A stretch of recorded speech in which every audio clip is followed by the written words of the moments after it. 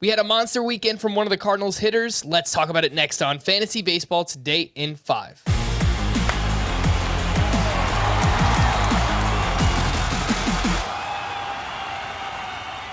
Welcome into FBT in 5. As always, make sure to follow and stream us on Spotify. Today is Monday, September 27th. I am Frank Stanfield, joined by Scott White, and Harrison Bader had 10 hits this weekend, 3 homers, 2 steals in 4 games. They played a doubleheader on Friday. He is 27% rostered, but it was a big weekend for a lot of your sleeper hitters, Scott.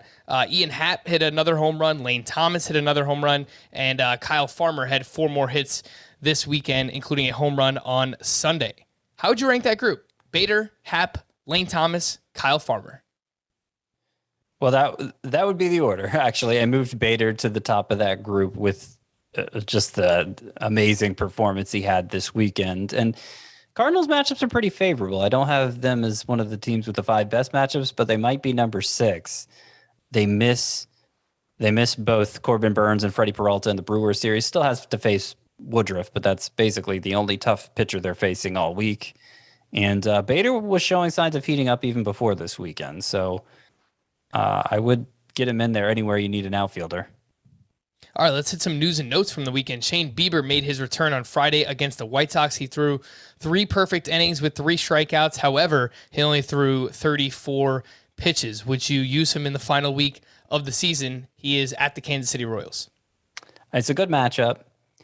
I wanted to see him go more than this. His velocity was also down a little bit for as well as he pitched in those 3 innings. I think if you start him, you're just hoping for 5 innings. You're hoping he shuts the Royals down for 5 innings and is able to get a win out of it. It's certainly not an automatic play, but I could see doing it over some of the pitchers we're probably going to get into in a minute. Hyun-Jin Ryu is expected to be activated Tuesday and start against the Yankees. And then the Orioles later this week. He's only 45% started. Would you start him? See, that's somebody I'd sit in favor of Bieber. I would not start Ryu coming off the IL. He had been very difficult to trust before then.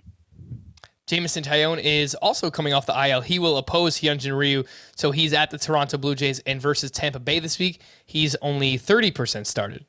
Nope, wouldn't do Taillon either.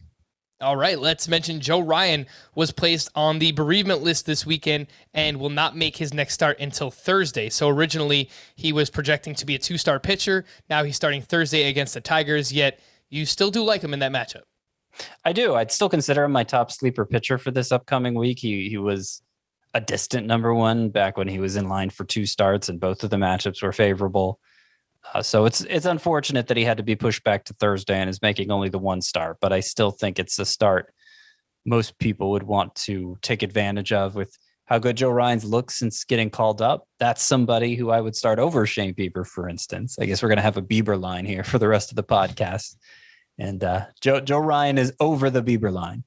All right, let's see who else is over that Bieber line. Starter sit some of these questionable starting pitchers for the final week. Sonny Gray is at the Chicago White Sox. I would lean yes on him, but it's probably like a 60-40 thing. All right. And it's a close call between him and Bieber. How about Nathan Eovaldi, who gave up 7 runs against the Yankees on Friday? He is at the Orioles this week. I think I would go with him. Rough start, obviously, last time out, but had been reliable before then in Baltimore. Obviously, very favorable matchup. Framber Valdez has allowed 12 walks over his last 3 starts. He is home against the Oakland A's this week. Unless you're specifically guarding your whip in a categories league, I would go with Framber Valdez.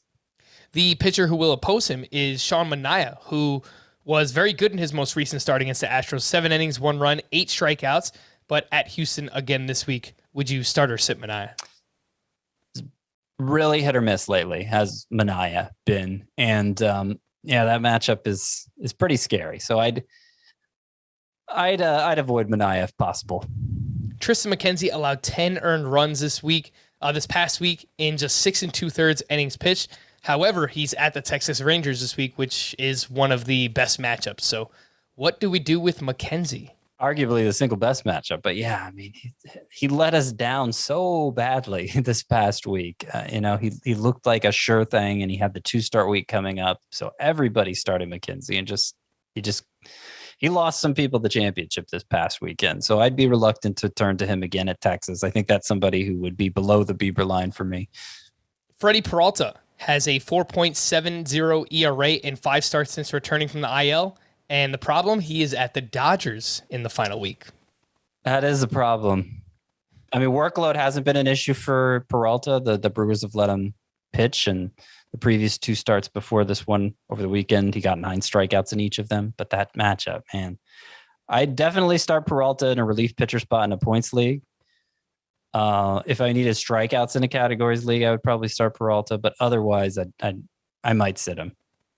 Alrighty. For more extensive fantasy baseball coverage, listen to the Fantasy Baseball Today podcast on Spotify, Apple Podcasts, Stitcher, your smart speakers, or anywhere else podcasts are found.